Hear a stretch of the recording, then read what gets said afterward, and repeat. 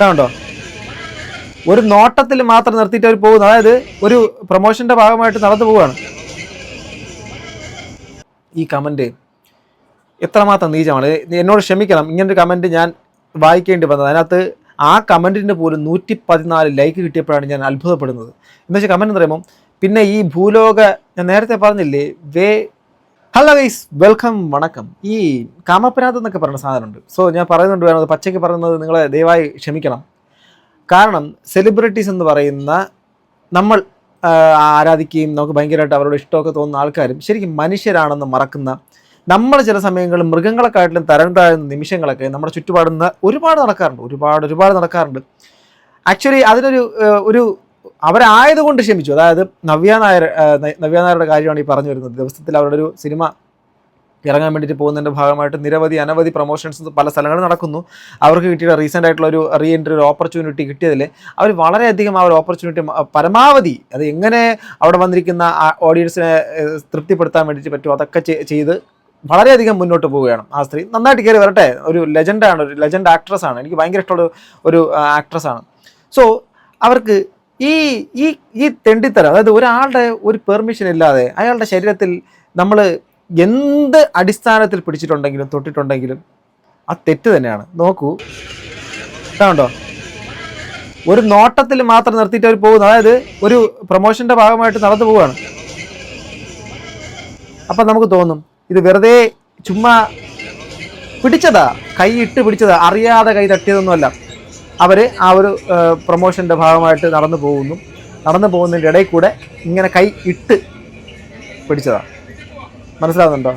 ഇനി ഇതെല്ലാം നിങ്ങൾ കണ്ടല്ലോ. ഇതിനകത്ത് അവർ എന്തൊരു വൾഗറായിട്ട് ഇപ്പം ഓരോരുത്തരുള്ള ഡ്രസ്സ് കണ്ടു കഴിഞ്ഞാൽ കയറി പിടിക്കാനൊക്കെ തോന്നുന്നു. ചില പ്രത്യേകതരം സംസ്കാരത്തിനെ കുറിച്ച് വർത്തമാനം പറയുന്ന ആൾക്കാരൊക്കെ ഉണ്ട്. അവളുടെ ഡ്രസ്സ് മോശമാണ്, അവൾ പണ്ടേ മറ്റേ ടൈപ്പാണ്, അവൾ മറ്റേ അറിയാമല്ല, അവൾ മറ്റേ പോക്ക് കേസാണെന്നൊക്കെ നമ്മൾ പറയും. ഈ ഇട്ടേക്കുന്ന ഡ്രസ്സ്, ഈ പുള്ളിക്കാരത്തി ഇട്ടേക്കുന്ന ഡ്രസ്സിൻ്റെ അകത്ത് എന്ത് തരം ഈ ടെൻഡൻസി ഉണ്ടാക്കുന്ന സാധനമാണ് അവർ ഇട്ടേക്കുന്നത്. ഇതിൻ്റെ പിന്നാലെ മറ്റൊരു വീഡിയോ ഉണ്ട്, അങ്ങോട്ട് നോക്കൂ. അപ്പോൾ ഈ ഒരു സംഭവത്തിൻ്റെ അകത്ത് അവർ എന്താ എക്സ്പോസ് ചെയ്തേക്കുന്നത്? എന്തെങ്കിലും തരത്തിലുള്ള ഒരു വൾഗാരിറ്റി എന്തെങ്കിലും നമുക്ക് ഇതിനകത്ത് വിസിബിളായിട്ട് എന്തെങ്കിലും കാണുന്നുണ്ടോ? ഒന്നുമില്ല, ഒരു പ്രശ്നവുമില്ല. ആ ഒരു ഡ്രസ്സിങ്ങിൻ്റെ പ്രശ്നമല്ല. അപ്പോൾ ഈ മറ്റേ കൈ കൊണ്ട് വന്നവൻ്റെ മനോഭാവം അല്ല എന്ന് നമുക്ക് പറയാൻ പറ്റുമോ? അവൻ്റെ കുഴപ്പമാണ്. ഇനി കഴിഞ്ഞിട്ടില്ല. എന്ത് ക്രൂരതയാണെന്ന് നോക്കണം. ഇതെല്ലാം നിങ്ങൾ കണ്ടു. ഇതിനകത്ത് നിങ്ങൾക്കോ എനിക്കോ വേറെ പ്രത്യേകിച്ച് ഒരു അഭിപ്രായമില്ല. എന്നാൽ ചില മഹാത്മാക്കൾ, റിസർച്ച് ഫെലോസ് ഉണ്ട്, അവരുടെ അഭിപ്രായങ്ങൾ കേൾക്കണം. ഇതല്ല കമൻറ്റ്. എന്തിനാണോ സിനിമാക്കാരെ മണപ്പിച്ചുകൊണ്ട് നടക്കുന്നത്? വീട്ടിലേക്ക് അരി മേടിക്കാൻ വഴി നോക്ക്, സിനിമയും കോപ്രായവും കണ്ടു നടന്നാൽ അടുപ്പ് പോയില്ല എന്നൊക്കെ പറഞ്ഞിട്ട് ഒരു അമ്മാവൻ ആൾക്കാരെ ഉപദേശിക്കുന്നുണ്ട്. എനിവേ, അവർക്ക് താല്പര്യമില്ലാത്തതുകൊണ്ട് ചിലപ്പോൾ മറ്റുള്ളവർ ഉപദേശിച്ചായിരിക്കാം. എന്തായാലും നമ്മൾ അങ്ങനെയാണല്ലോ. നമ്മൾ രാത്രി നമ്മുടെ കുളിമുറി, അതുപോലെ തന്നെ കുളങ്ങൾ, മറ്റ് പല സ്ഥലങ്ങൾ നമ്മൾ ഒളിഞ്ഞു നോക്കും. എങ്കിലും നമ്മൾ പബ്ലിക്കിൻ്റെ മുമ്പിലേക്ക് എന്തൊക്കെയായി കാണിക്കുന്നത് ചോദിക്കുകയും ചെയ്യും. പോട്ടെ, ഒരാളുടെ അനുവാദമില്ലാതെ അയാളുടെ ശരീരത്തെ സ്പർശിച്ചാൽ ചെകിട് പൊളിയുന്ന രീതിയിലുള്ള അടി തന്നെ കൊടുക്കണം. അതാണ് മരുന്നെന്ന് കമൻറ്റ് ചെയ്യുന്നു. ഈ കമൻറ്റ് എത്രമാത്രം നീചമാണ്. എന്നോട് ക്ഷമിക്കണം, ഇങ്ങനൊരു കമൻറ്റ് ഞാൻ വായിക്കേണ്ടി വന്നത്. അതിനകത്ത് ആ കമൻറ്റിന് പോലും 114 ലൈക്ക് കിട്ടിയപ്പോഴാണ് ഞാൻ അത്ഭുതപ്പെടുന്നത്. എന്ന് വെച്ചാൽ കമൻറ്റ് എന്ന് പറയുമ്പോൾ, പിന്നെ ഈ ഭൂലോക, ഞാൻ നേരത്തെ പറഞ്ഞില്ലേ,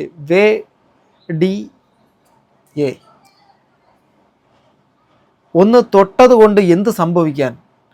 ഒരു സ്ത്രീയെ ഒരുത്തൻ കയറി പിടിക്കാൻ ശ്രമിച്ചതിനെ അതിനെ ന്യായീകരിച്ച് അതിനെ വളരെയധികം ഗ്ലോറിഫൈ ചെയ്തുകൊണ്ട് ഒന്ന് തൊട്ടെന്ന് പറഞ്ഞുകൊണ്ട് എന്ത് സംഭവിക്കാനെന്ന് പറഞ്ഞിട്ട് മറ്റൊരു പദപ്രയോഗം കൂടെ ചേർത്ത് വെച്ച് കൊടുക്കുന്നു. അവരെ പ്രോസ്റ്റിറ്റ്യൂട്ടിനെ പോലെ ഒരു നിമിഷം അവർ പോലും ചിന്തിക്കാതെ, എന്നിട്ടും അവരെന്ത് ചെയ്ത് അവർ തിരിഞ്ഞ് നോക്കിയിട്ട് അവർ തിരിച്ച് നടന്നുപോയി. സൗബിൻ ഷാഹിർ അദ്ദേഹം വിളിച്ചുകൊണ്ട് പോകുന്നു.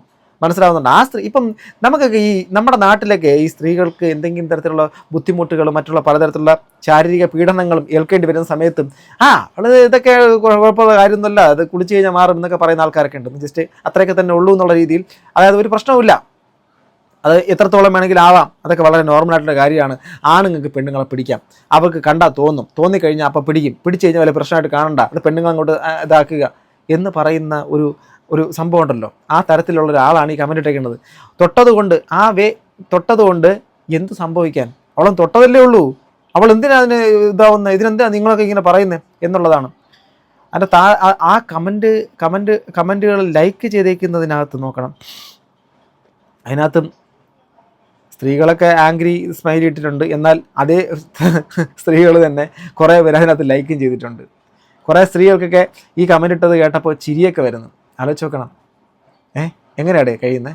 എനിക്കറിയാൻ മേലാഞ്ഞിട്ട് ചോദിക്കുക.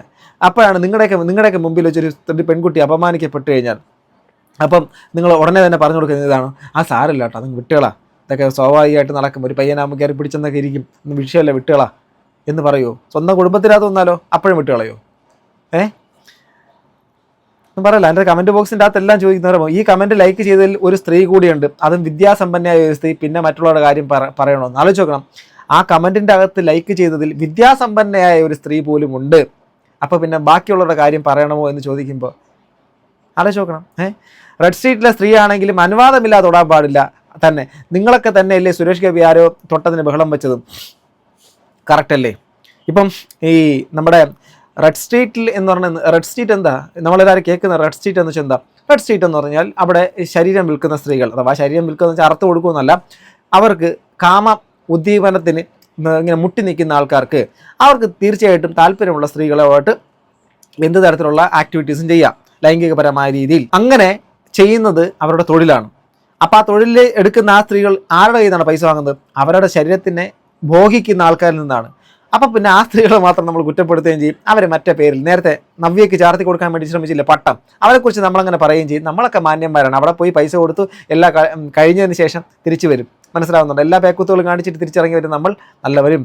അത് നമുക്ക് വേണ്ടിയിട്ട് ഇങ്ങനെ കടന്ന് ആ ആഗ്രഹങ്ങൾ സബലീകരിപ്പിക്കാൻ വേണ്ടിയിട്ട് അങ്ങനെ നിൽക്കുന്ന പെണ്ണ് മറ്റേ പേരും പച്ചയ്ക്ക് പറഞ്ഞ വെടി എന്നാണ് ഇവന്മാർ പറയുന്നത് എന്നുള്ള ലെവലിലേക്ക് പോകും, പ്രോസ്റ്റിറ്റ്യൂഷൻ ചെയ്യുന്നവരെ. അതുകൊണ്ട് റെഡ് സ്ട്രീറ്റിലാണെങ്കിലും എവിടെയാണെങ്കിലും ശരീരം വിൽക്കാൻ നിൽക്കുന്നതാണെങ്കിലും വിൽക്കാൻ നിൽക്കുന്നില്ല എങ്കിലും എന്ത് തരത്തിലാണെങ്കിലും ഒരാളുടെ കൺസെൻറ്റ് ഇല്ലാതെ അയാളുടെ ശരീരത്തിൽ സ്പർശിക്കാൻ പാടില്ല തന്നെ. അത് പഠിക്കേണ്ടതാണ്.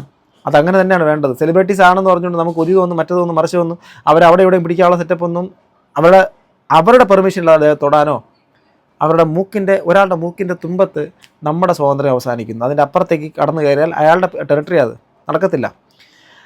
ഓക്കെ, സിനിമ ഹോ ഭ്രാന്ത് പിടിച്ച ചില ജന്മങ്ങൾ, അവരെ തൊടുക, പിടിക്കുക, കാലിൽ വീഴുക. സ്വന്തം അമ്മയുടെ അച്ഛൻ്റെ കാലിൽ വീഴാത്തവന്മാർ പോലും നടന്മാരുടെ കാലിൽ വീഴുന്നു. എന്ത് പ്രയോജനമാണ് കിട്ടുന്നത്?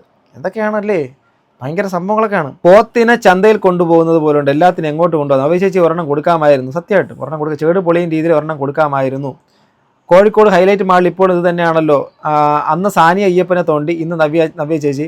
എന്താളുകളാണോ? അപ്പോൾ അന്ന് സാനിയ അയ്യപ്പനെയും ഈ സംഭവം ഇതുപോലെ ചെയ്തിട്ടുണ്ടോ? കണ്ടല്ലോ, നിങ്ങളിത് കണ്ടല്ലോ അല്ലേ? ആ പുള്ളിക്കാരത്തെ ഒരു നോട്ടം നോക്കിയിട്ട് ആ ഒരു കേസ് അവിടെ വിടുകയാണ് ചെയ്തത്. കഴിഞ്ഞിട്ടില്ല. ഇത് വേറെ സാധനം കൂടെ ഉണ്ട്. അതേപോലെ നമ്മുടെ ഈ ആൾക്കാരുടെ ഈ കാമം ഇങ്ങനെ മൂത്ത് നിൽക്കുന്ന ഒരു അവസ്ഥയുണ്ടല്ലോ, അതിൻ്റെ മറ്റൊരു എക്സ്ട്രീം വെർഷനാണ് ഇവിടെയും. നിങ്ങൾക്കിതിനകത്ത് എന്ത് തോന്നുന്നു എന്നുള്ള കാര്യം എനിക്കറിയാൻ ക്യൂരിയോസിറ്റി ഉണ്ട്. എനിക്ക് അതിനകത്ത് പ്രത്യേകിച്ച് എനിക്കൊന്നും തോന്നാത്തൊരു കാര്യമാണ്. നിങ്ങൾക്ക് എന്ത് തോന്നി? ഇത് അങ്ങോട്ട് പോകും, ഇത് അവരവിടെ പോകുന്നു. ഇതിനകത്ത് നിങ്ങൾക്ക് ഡബിൾ ആയിട്ടുള്ള നവ്യ. ഇപ്പം നിങ്ങളിത് കാണുന്നത് റിയൽ നവ്യയാണേ. ഇപ്പുറത്തേക്ക് താരാ